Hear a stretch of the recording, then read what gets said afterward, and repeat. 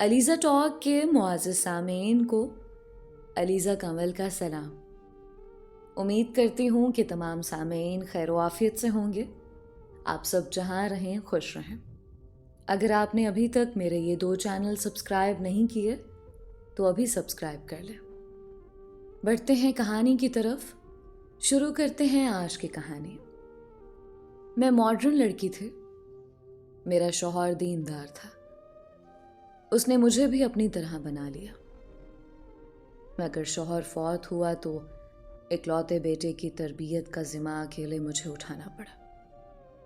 मैं चाहती थी बेटा अपने बाप की तरह नेक बने, मगर गलत सोबत में आकर उसने एक मॉडर्न लड़की से शादी की और अलग रहने लगा। मैं बहुत दुखी थी क्योंकि मेरी भांजी मेरे साथ रहती थी। मेरी ख्वाहिश थी उसे बहू बनाऊं। एक रोज बेटा रोते हुए आया और मेरे पैर पकड़ लिए। उसने जो कहा मैं सकते में रह गई। उसकी बीवी तो मेरी आंखों से ज़ारो कतार आंसू बह रहे थे। मेरे वजूद पर लर्जा तारी था। गम और बेबसी से मेरा दिल फटा जा रहा था। सारी जिंदगी की मेहनत लम्हों में मिलिया मीट हो गई। एक तवील अरसा मेहनत मुशक्कत गुजारने के बाद अब लग रहा था कि मेरी सारी मेहनत रायगा गई, या फिर शायद मैंने वो मेहनत की ही नहीं जो मुझे करनी चाहिए थे। मैं तकिए में मुंह छुपाए आंसू बहा रही थी और अपने गुजरे माहो साल के गुजरे हर पल को याद कर रही थी, ताकि मुझे पता चले मुझसे कहाँ गलती हुई, कहाँ मेरी जिंदगी में कहाँ झोल रह गया जो आज मुझे उसका खमियाजा भुगतना पड़ा। मैंने तो एक एक कदम सोच समझ कर उठाया था। शुरू दिन से तहैया किया था कि अपनी जिंदगी बिल्कुल वैसी ही गुजारनी है जैसी एक मुसलमान औरत को गुजारनी चाहिए। तो फिर भला मुझसे ऐसी कौन सी गलती हो गई जो मुझे मेरी मेहनत का सिला नहीं मिला, बल्कि जो मैं चाहती थी सब कुछ उसके बिल्कुल उलट हुआ था।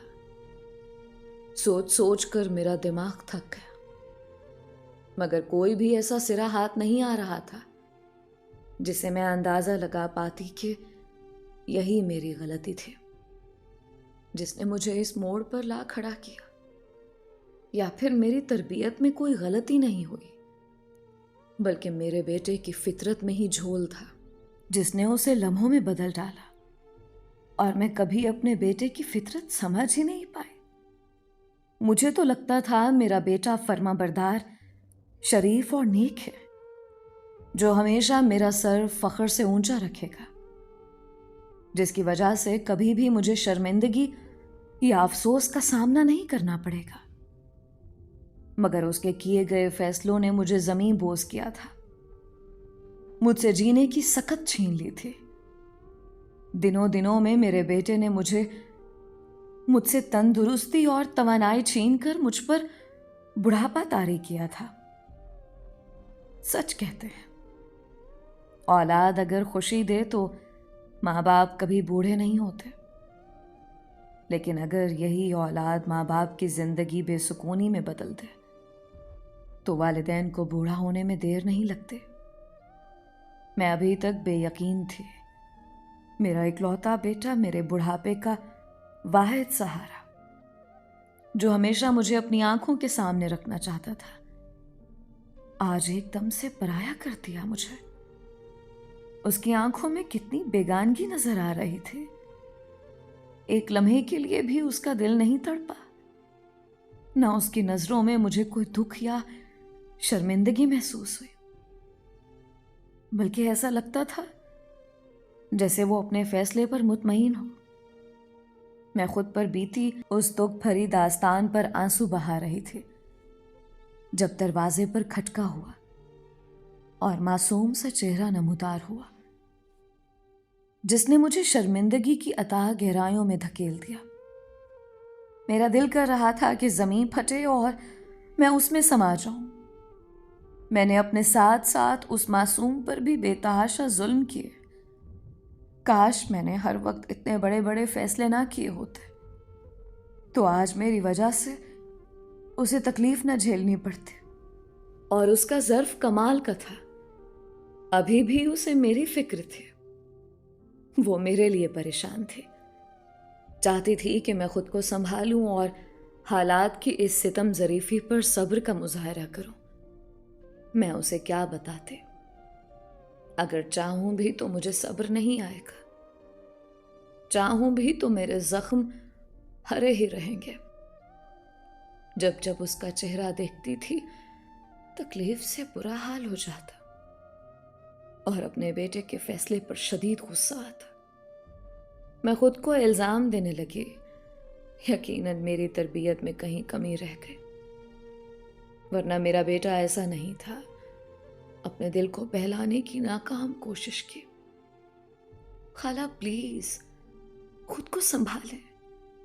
जो होना था हो गया। होने को कोई टाल नहीं सकता। ये सब नसीब का लिखा था। आपको सब्र करना चाहिए। जब से आप आई हैं, इसी तरह कमरे में बंद रो रही हैं। ऐसे तो आपकी तबीयत खराब हो जाएगी। आपने कल से कुछ भी नहीं खाया। प्लीज मेरी खातिर बाहर आ जाए, खाना खा ले। देखना सब ठीक हो जाएगा। मेरी फिक्र मत करें, मैं बिल्कुल ठीक हूं। मुझे कोई दुख या परेशानी नहीं है। मैं जानती हूं मेरे अल्लाह ने कुछ बेहतर सोच रखा होगा। वो अपने बंदों को कभी भी मायूस और तन्हा नहीं छोड़ता। आप भी अल्लाह पर भरोसा करें। आप हिम्मत हार कर बैठी हैं। इस तरह तो मैं भी मायूस हो जाऊंगी। और जिस हिम्मत और जुर्रत का मुजाहिरा कर रही थी, वो भी खत्म हो जाएगी। जानती हैं ना, मैं आपसे भी ज्यादा कमजोर और बेबस हूं। अगर आपने हिम्मत ना की तो मैं भी टूट कर बिखर जाऊंगी। सारा की बात पर मैंने तड़प कर उसे देखा। उसकी आंखें भीगी हुई, उदास थी। चंद माह में उसका चांद सा चेहरा कुमला गया था। मैं बेइख्तियार उठ बैठी और सारा को अपने सीने से भींच कर बोली, ना मेरी बच्चे, ऐसे हिम्मत नहीं हारना। तुम तो मेरी बहुत बहादुर बेटी हो। ऐसे ही बाहिम्मत रहो। देखना अल्लाह तुम्हारा कितना अच्छा नसीब करेगा। मुझे दुख है मैंने तुम्हारी जिंदगी के इतनी कीमती साल बर्बाद कर दिया, मगर अभी भी कुछ नहीं बिगड़ा। तुम्हारी माँ अभी जिंदा है। इंशाअल्लाह तुम्हारे लिए बहुत बेहतरीन रिश्ता तलाश करूंगी, जो धोखेबाज नहीं होगा। रही बात खावर की, तो उसके पास कुछ ही वक्त है। बहुत जल्द उसे अपने फैसले पर पछतावा होगा। जो गड्ढा उसने खोदा है, उसमें वो गिरेगा। और जब उसकी आंख खुलेगी तो उसे बहुत तकलीफ होगी। मैं तो बस यही चाहती थी कि उसे टूटना और पछताना ना पड़े, मगर उसने खुद अपने पैर पर कुल्हाड़ी मारी। अब बस अल्लाह से दुआ ही कर सकती हूं कि जिस बात का डर है वो बिल्कुल ना हो। अल्लाह उन दोनों को हिदायत दे और राह रास्त पर आ जाए। मैं जितना कर सकती थी मैंने किया, मगर मेरे बेवकूफ़ नादान बेटे को ज़रा भी एहसास नहीं कि जिस रास्ते का इंतखाब उसने किया है वो तबाही और गुमराही का रास्ता है। और देख लेना, जब उसे एहसास होगा ना, तो उसको तुम्हारी बहुत कदर होगी और बहुत पछताएगा। बस तुमसे गुजारिश करती हूँ, हो सके तो मेरे बेटे को माफ कर देना। देखा जाए तो उसकी भी गलती नहीं। उसने तो कभी भी ऐसी किसी ख्वाहिश का इजहार नहीं किया, न कभी मेरे फैसलों पर खुशी का इजहार किया था। वो बस खामोश रहता था और मैं कभी जान ही नहीं पाई कि उसके अंदर चल क्या रहा है और वो क्या चाहता है। बस बिना सोचे समझे अपना फैसला तुम दोनों पर मुसल्लत कर दिया और उसका खमियाजा आज भुगत रही हूं। तुम्हारे साथ जो कुछ भी हुआ उसके कसूरवार मैं हूं, खावर नहीं। मेरे मुल्तजी लहजे पर सारा ने बेइख्तियार हाथ थामे और बोली, खाला मुझे ना आपसे गिला है और ना खावर से। मैं नाराज नहीं हूं और आप फिक्र ना करें, मैं उसको बद्दुआएं भी नहीं दूंगी। आप बिल्कुल ठीक कह रही हैं, उसने कभी अपनी पसंद का इजहार नहीं किया था और यह भी गलत है कि यह सारा फैसला आपका था। मैं भी दिलो जान से इस फैसले पर राजी थी, तो गलती हम दोनों से हुई है, हिसाब बराबर हुआ। आप दिल छोटा ना करें, कुछ वक्त लगेगा, फिर मैं संभल जाऊंगी और मुझे यकीन है आप अब भी मेरे लिए बेहतर सोचेंगे। मुझे आपके किसी भी फैसले पर कोई एतराज नहीं है। हाँ, बस इतना चाहती हूं कि मुझे थोड़ा वक्त चाहिए। जल्दबाजी से काम मत लीजिएगा और प्लीज खुद को संभालें, मेरे साथ बाहर आएं। सारा की बात पर मैं भीगी आंखों से मुस्कुरा दी। मेरी बच्ची बहुत साबिर थे, उसके इसी सब्र और खुलूस पर मुझे टूट कर प्यार आता था और मैंने कितने ख्वाब सजा लिए।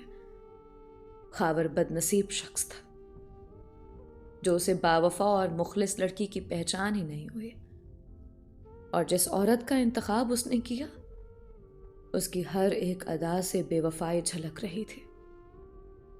बहुत जल्द अपने किए गए फैसले पर खावर पछताने वाला था और मुझे उसी वक्त का इंतजार था, मगर मैंने सोच लिया था अब मैं सारा के साथ कोई ज्यादती नहीं होने दूंगी। अब मुझे सिर्फ और सिर्फ सारा का सोचना था, सारा के लिए हिम्मत करनी थी।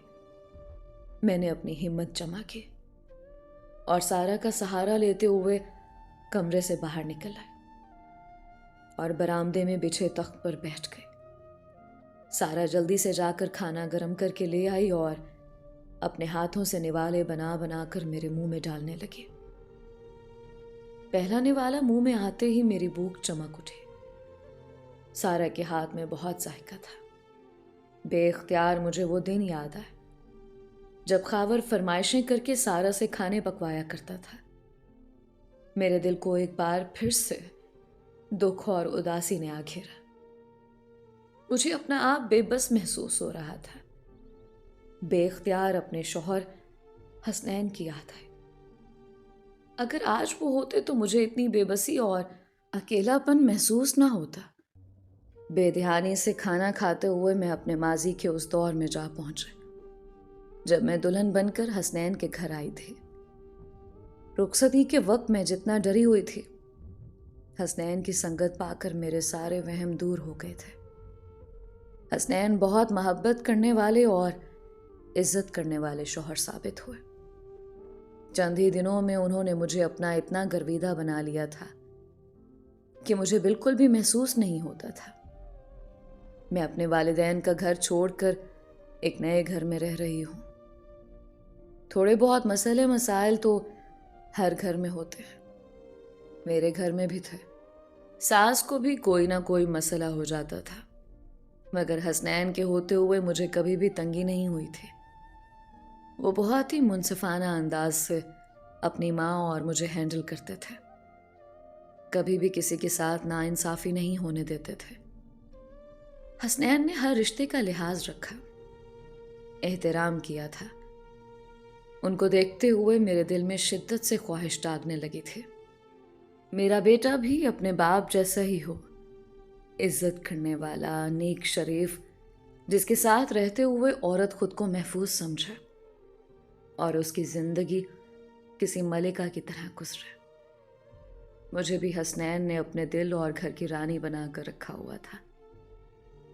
शादी से पहले मैं बहुत मॉडर्न हुआ करती थी। फैशन के कपड़े पहनना, घूमना फिरना, ये सब मेरे पसंदीदा मशागिल थे, मगर हसनैन की सोच मुख्तलिफ थी। उन्हें बापर्दा घर में रहने वाली खातून बहुत पसंद थी। शुरू में जब मैंने ये बात सुनी थी तो मैं बहुत घबराई थी। मेरे माँ बाप ने मुझे ऐसे शख्स के पल्ले बांध दिया जो अब मुझे घर में बंद रखेगा, मगर ऐसा नहीं हुआ। हसनैन ने बहुत मोहब्बत और तरीके से मुझे सही और गलत की पहचान बताई थी। मुझे एहसास दिलाया था कि औरत बापर्दा होकर जितनी महफूज और बाइज्जत होती है, बेपर्दगी में ऐसी कभी भी नहीं हो सकती। और बापर्दा औरतें ही घर बना सकती हैं। और फिर जब मेरी गोद में खावर आया तो उस वक्त तक मैं मुकम्मल तौर पर बदल चुकी थी। बापर्दा और सोमो सलाद की पाबंद। मेरे खानदान वाले मुझे देखते तो हैरत का इजहार करते। उन्हें यकीन नहीं आता था कि मैं इस कदर बदल चुकी हूं, मगर मैं खुश थी। हसनैन ने बिल्कुल ठीक कहा था। मेरी पहले की जिंदगी में वो सुकून और राहत नहीं था जो अब आने लगा। मैं खुद को बहुत महफूज महसूस करती थी। हसनैन की ख्वाहिश थी कि मैं अपने बेटे की तरबियत दीनी तौर तरीकों से करूं। मैंने उनकी ख्वाहिश का एहतराम किया और हर कदम पर अपने बेटे को सही और गलत की पहचान बताई। वक्त गुजरता गया, मेरी सास इस दुनिया से चली गई। मेरा घर जन्नत बन चुका था। किसी भी किस्म की कमी नहीं रही थी। इकलौता होने के बावजूद भी मेरा बेटा खावर बहुत ही शरीफ और सुलझा हुआ बच्चा था। छोटी सी उम्र में वो समझदारी का मुजाहरा करता था और कभी भी मुझे परेशान नहीं करता था। पढ़ाई में बहुत लायक था। मैं और हसनैन बहुत खुश थे। सच बात तो ये थी कि खावर की तरबियत में ज़्यादा हाथ हसनैन का था। उनकी मदद से ही मैं अपने बेटे की इतनी अच्छी तरबियत कर पा रही थी। इस बात का एहसास मुझे तब हुआ जब एक रोज़ अचानक मेरे शौहर हसनैन मुझे इस दुनिया में तन्हा छोड़कर चले गए। उनकी अचानक मौत ने मुझे हिला कर रख दिया था। मेरी दुनिया अंधेर हो गई। मैं अपने होशो हवास खोने लगी। हसनैन के बगैर रहने का तो सवाल ही पैदा नहीं होता था। मैं पागलों की तरह रोती थी और अपने शौहर को याद करती थी। खावर उस वक्त 9 साल का था। बाप की मौत और माँ की बिखरी हालत ने उसे भी बहुत परेशान कर दिया था। तब मेरे वालिदैन ने मेरी तवज्जो उस जानिब मबसूल करवाई तो मुझे एहसास हुआ शौहर की मौत का गम सीने से लगाए बेटे को भूल बैठी थी। और फिर बेटे की खातिर मैंने खुद को संभाला। मेरे वालिदैन और बहन ने बहुत कोशिश की कि मैं दूसरी शादी कर लूं। मैं जवान और हसीन लड़की थी। अकेले दुनिया में रहना मुमकिन नहीं था, मगर मैं हसनैन की यादों के साथ जीना चाहती थी। मुझे याद था हसनैन अपने बेटे खावर के लिए बहुत हसास थे। ऐसे में मैं खावर के सर पर सौतेला बाप लाकर उसकी जिंदगी को मुश्किल में नहीं डालना चाहती थी। मैंने 2 टोक कहा कि मैं अब दूसरी शादी नहीं करूंगी। मैं अपने बेटे के साथ अपनी जिंदगी गुजारना चाहती हूं। मेरे फैसले पर मेरे वालिदैन खामोश हो गए। जो ज़ात इतनी बड़ी आजमाइश में डालता है, वही ज़ात हमें सब्र करने का तरीका भी सिखा देता है। मेरे अल्लाह ने भी मुझ पर करम किया। धीरे धीरे मुझे सब्र आने लगा और हसनैन के बगैर जीने की आदत पड़ गई। अब मेरी सारी तवज्जो खावर की जानिब थी। मैं उसे मुकम्मल बाहया, शरीफ और सुलझा हुआ मर्द बनाने की पूरी कोशिश कर रही थी। खावर 15 साल का हो चुका था। उसमें वो सारी आदतें मौजूद थीं जो उसका बाप चाहता था। उसे देख देख कर मैं जीती थी। बहुत सुकून महसूस होता था कि मैंने अपने बेटे को अपने शौहर की पसंद के मुताबिक ढाला था। यकीनन खावर को ऐसा देखकर मेरे शौहर की रूह को सुकून महसूस होता होगा। मैं जो तन्हा जिंदगी जीने का हुनर सीख चुकी थी, पै दर पै होने वाले वाकयात ने मुझे बुरी तरह तोड़ दिया। मेरी इकलौती बहन बहुत अचानक हमें रोता धोता छोड़ गए और वो अपने शौहर के साथ अपने ससुराल जा रही थी जब उन दोनों का एक्सीडेंट हुआ और मौके पर ही अपनी जान से हाथ धो बैठे। जवान बेटी की मौत ने मेरे वालिदैन को बिस्तर पर लाकर रख दिया। वो पहले ही एक बेटी की बेवकी का दुख झेल रहे थे, ऐसे में दूसरी बेटी की मौत ने उन्हें निढाल कर दिया। मेरी तसल्ली, दिलासे और सारा के वजूद ने भी मेरे माँ बाप को हौसला नहीं दिया और जल्द ही वो अपनी बेटी के पीछे चल दिए। मुझे बहन की मौत के बाद माँ बाप की मौत का दर्द भी झेलना पड़ा, मगर ना चाहते हुए भी 2 बच्चों की खातिर मैंने खुद को संभाला। मेरी भांजी सारा उस वक्त 10 साल की थी। माँ बाप की मौत ने उसे सहमा कर रख दिया था। मेरे बहनोई की आंखें बंद करने की देर थी। उसके खानदान वालों ने तो सारा के वजूद से इनकार कर दिया। तब सारा को मैंने हमेशा के लिए अपने पास रख लिया। वो बहुत डरी हुई और परेशान थे, मगर मेरी मोहब्बत से जल्द संभल गए।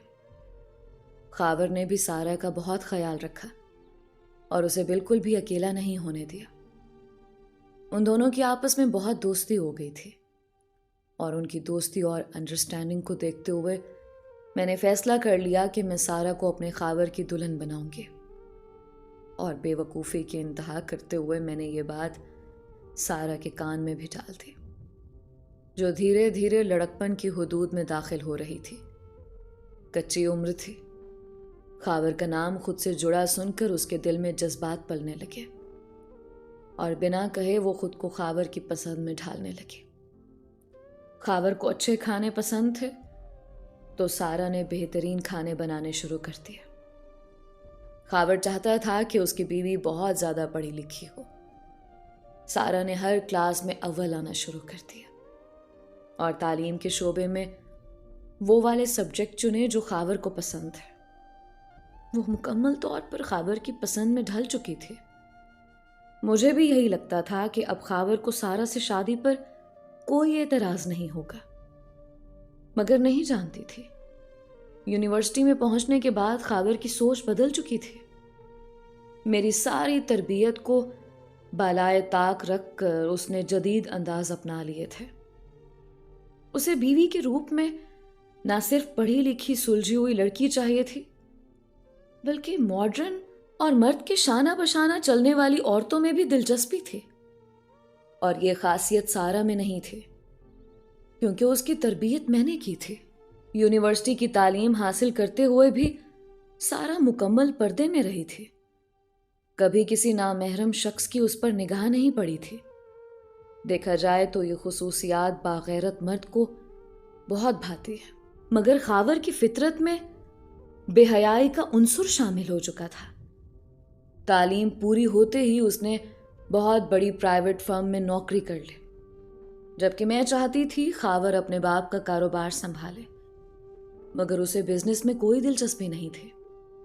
पहली बार उसने मेरे फैसले को मुस्तरद करते हुए कहा, वो मामूली सा कारोबार करके अपना फ्यूचर बर्बाद नहीं कर सकता। उसकी बात ने मुझे खौफजदा कर दिया। मेरा दिल अनजाने खदशे से लरजने लगा। तब मैंने खावर को नौकरी के कुछ वक्त बाद सारा से जुड़ा रिश्ता याद दिलाया, तो उस वक्त मेरे होश उड़े जब खावर ने सख्ती से मेरा ये फैसला भी ठुकरा दिया और कहने लगा, अम्मी आपको मुझसे पूछे बगैर ये फैसला नहीं करना चाहिए था। सारा में कोई कमी नहीं है, वो हर लिहाज से बेहतरीन है, मगर वैसी नहीं है जैसी मैं चाहता हूं। मेरे कदम साथ कदम मिलाकर वो नहीं चल सकती। वो बापर्दा घर में रहने वाली लड़की है, जबकि मुझे ऐसी औरत चाहिए जो हर फील्ड, हर मौका, हर फंक्शन में मेरे साथ खड़ी हो। और ये सारी खसूसियात मेरी कॉलीग शीरी में है। मैं उसी से शादी करूंगा। खावर की बात ने मेरे सर पर आसमान गिराया था। मैं फटी फटी आंखों से उसे देख रही थी। वो कब से बेपर्दा और मॉडर्न औरतों को पसंद करने लगा।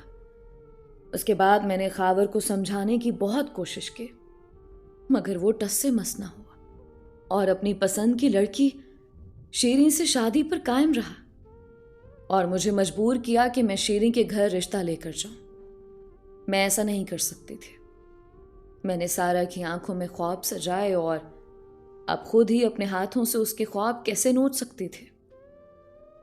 मैंने उसको रातों में रोते बिखरते देखा था। मेरी इस बात ने खावर के अंदर आग भड़का दी। वो जो सारा से बहुत दोस्ती का दावेदार था, उसे बेजार नजर आने लगा। बात बात पर सारा की तजलील करने लगा और सारा को इस जिल्लत से बचाने के लिए मैंने खावर की शादी शीरीन से करने का फैसला कर लिया। मैं जान गई थी अगर मैं जबरदस्ती खावर की शादी सारा से करा देती तो खावर ने सारा को कभी कबूल नहीं करना था। वो उसकी जिंदगी अजीरन बना देता। मैं ऐसा हरगिज नहीं चाहती थी। मैं बुरे दिल के साथ ही शीरीन के घर रिश्ता लेकर पहुंचे और उसके हुलिये ने मेरे 14 तबक रोशन कर दिए। आजाद ख्याल तो मैं भी हुआ करती थी, मगर ऐसी नहीं जैसी वो लड़की थी। उसने निहायत तंग पजामा पहन रखा था जो बामुश्किल घुटनों तक आता था, बगैर बाजू की इंतहाई तंग शर्ट जिसका गहरा गला उसके पूरे सीने को नुमायां कर रहा था, और टांग पर टांग चढ़ाए गुरूर से बैठी थी। उसको देखकर मेरा दिल हौलता रहा। उसने दिखावे के लिए भी शर्मो हया का मुजाहरा नहीं किया, बल्कि मेरे रिश्ता मांगने पर बेहयाई से कहने लगी, जी आंटी, मैं और खावर सब तय कर चुके हैं, बस आपने शादी की डेट बतानी है, क्योंकि खावर चाहता है शादी की डेट उसकी माँ की पसंद पर हो। हालांकि शादी हमारी है, लेकिन क्या कहें, आप खावर की जिंदगी में कुछ ज्यादा ही इन्वॉल्व हैं। आपके अलावा तो उसे कुछ सुझाई भी नहीं देता। उसके बेबाक और सर्द अंदाज पर मैं लरस गई। एक बार फिर खावर को समझाना चाहा, मगर उसके सर पर शीरीन का भूत सवार था। मैंने दुखते दिल के साथ खावर की शादी शीरीन से कर दी और एक बार खावर को समझाना चाहा कि वो शीरीन को थोड़ा दीनी तरीके से जिंदगी गुजारना सिखाए, मगर मेरी नसीहत का ये असर हुआ कि शादी के बाद खावर और शीरीन ने अलग घर में रहना शुरू कर दिया। इस फैसले से मुझे दुख तो हुआ, मगर तसल्ली भी हुई, क्योंकि मैं जानती थी शीरीन का वजूद सारा के लिए इंतहाई तकलीफ दे था। मैं कभी कभार खावर और शीरीन को मिलने जाती थी, मगर शीरीन के तौर तरीकों ने मेरा दिल तोड़ दिया। अक्सर खावर के घर में मशरूत महफिलें सजने लगे, जिसमें नामहरम मर्द और औरत का कोई लिहाज नहीं होता था। शीरीन नामहरम लड़कों के सामने भी वही बेढंगे और बेहुदा लिबास पहनती थी। एक रोज मुझसे बर्दाश्त ना हुआ तो मैंने बेइख्तियार शीरीन को टोक दिया कि कम से कम वो नामहरम मर्दों के सामने तो अपना हुलिया दुरुस्त रखा करे। मेरा इतना कहना था, शीरीन ने वावेला मचा दिया। खावर को घर छोड़कर जाने की धमकी देने लगी और तब खावर ने मुझे घर आने से मना कर दिया। मैं उसकी आंखों में बेगानगी देखकर कट गई। आज उसे अपनी मां से ज्यादा अपनी बीवी अजीज थी। उसकी खुशी की परवाह थी और जिस मां के बगैर वो रह नहीं सकता था, उस मां को कह रहा था कि अब उसके घर ना आए। मैं दिल बर्दाश्ता सी खावर के घर से आ गई और सारी जिंदगी खावर से ना मिलने का अहद कर लिया। फिर खावर भी कभी मुझसे मिलने नहीं आया। महीने गुजर गए। मैं सारा के मुस्तकबिल की फिक्र करने लगी, मगर लगता था दुनिया के सारे लड़के ही मेरे बेटे की तरह बेहया हो गए थे। उन्हें बापर्दा औरतों की बजाय बेपर्दा औरतों में दिलचस्पी थी। हर किसी को सारा के पर्दे पर एतराज था। मुझे इस बात ने बहुत परेशान कर दिया, मगर सारा मेरी हौसला अफजाई करती और कहते, खाला, मुझे आपकी तरबियत पर कोई शर्मिंदगी और पछतावा नहीं है, बल्कि मुझे खुशी है कि आपने मुझे अल्लाह का पसंदीदा बंदा बनाया। इंशाअल्लाह अल्लाह सब बेहतर करेगा, परेशान ना हो। वक्त गुजरता रहा। 1000 कोशिशों के बावजूद भी सारा की कहीं बात न चल सके, मगर अचानक एक अनहोनी हो गई। खावर के गलत फैसले ने अचानक उसे मुंह के बल गिराया। मैं और सारा सुबह की नमाज पढ़कर फारिग हुई थी जब अचानक दरवाजे पर बेल बजे। हम बहुत हैरान हुए, इतनी सुबह भला कौन आ सकता था। दरवाजा खोलने पर हमारे होश उड़े जब लुटा पुटा बिखरा वजूद लिए खावर घर में दाखिल हुआ। वो मेरे कदमों में बैठ गया और फूट फूट कर रोने लगा। मुझे माफ कर दे अम्मी, मैंने आपका दिल दुखाया, अपने रब को नाराज किया और देखें मुझे कितनी बड़ी सजा मिली। आप बिल्कुल ठीक कहती थी, बापर्दा औरतें ही घर चला सकती हैं, बेपर्दा औरतें घरों को बर्बाद करना जानती हैं। काश मैंने आपकी बात सुन ली होती तो आज मुझे इतनी जिल्लत ना सहनी पड़ती। मैंने शीरी पर अंधा एतबार किया, उसे हर तरह की आजादी दी और उस आजादी का उसने ये सिला दिया। मेरी पीठ पीछे मेरे दोस्त के साथ ताल्लुकात कायम कर लिए। मैं ना जाने कब से इस गलीज ताल्लुक से बेखबर था। रात जब मैं अचानक घर पहुंचा और शीरी को अपने दोस्त साथ मायूब हालत में देखा तो बजाय शर्मिंदा होने के शीरी ठिठाई से कहने लगी, जदीद दौर में ये सब चलता है, तुम अपनी मां की तरह दकियानूसी बातें मत करो। मगर मैं इतना बेगैरत नहीं हो सकता था अम्मी, मेरा खून खौल उठा। वो गैर मर्दों के साथ बैठती थी, मुझे फख्र होता था, मगर मैं इस हद तक नहीं कि वो ताल्लुकात भी कायम कर लेती। और मैं कुछ ना कहता, मैं ये सब बर्दाश्त नहीं कर सका। मैंने शीरी को तलाक दे दी और अब हमेशा के लिए आपके पास आ गया। मुझे माफ कर दे अम्मी, मैं भटक गया था, वापस लौटना चाहता हूं, मुझे मायूस मत कीजिएगा। खावर के आंसू मुझे अपने दिल पर गिरते महसूस हुए, मगर मुझे सुकून हुआ कि जल्द या बदेर उसे अपनी गलती का एहसास हो गया। अब यकीनन वो अपने रब की तरफ पूरे दिल से लौटेगा और फिर उससे ज्यादा बाहया और नेक मर्द कोई नहीं होगा। मैंने खावर को माफ कर दिया। वो एक बार फिर से हमारे साथ रहने लगा। खावर अब सारा से शादी करना चाहता था, मगर इस मामले में मैंने उसकी कोई मदद नहीं की। मैंने साफ कह दिया, तुम पहले ही सारा का दिल दुखा चुके हो, अब मैं सारा को मजबूर नहीं करूंगी। मेरी बात पर खावर ने खुद सारा के साथ बात की, उसे मनाया और सारा मान गई, क्योंकि उसने अपने दिल में खावर को जगह दी थी और कभी भी खावर के अलावा किसी और मर्द के बारे में नहीं सोचा था। और एक बार फिर सारा के फैसले ने मुझे खुश किया था। मैंने बेइख्तियार सारा का माथा चूम लिया और चंद ही दिनों में खावर और सारा का निकाह कर दिया।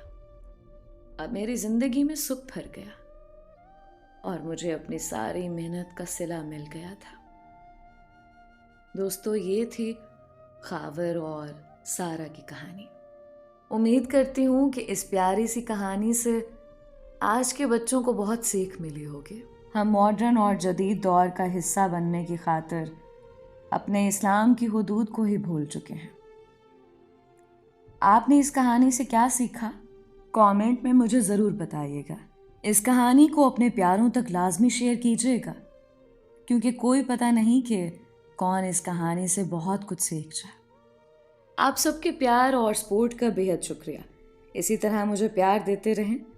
आज का special thanks mister Farhan Ali का, जिनका ताल्लुक पंजाब पाकिस्तान से है, मिस सारा का, जिनका ताल्लुक जेलहम पाकिस्तान से है, मिस जैनब खान का, जो कि इंडिया से बिलोंग करती हैं, और मिस निदा सनन का।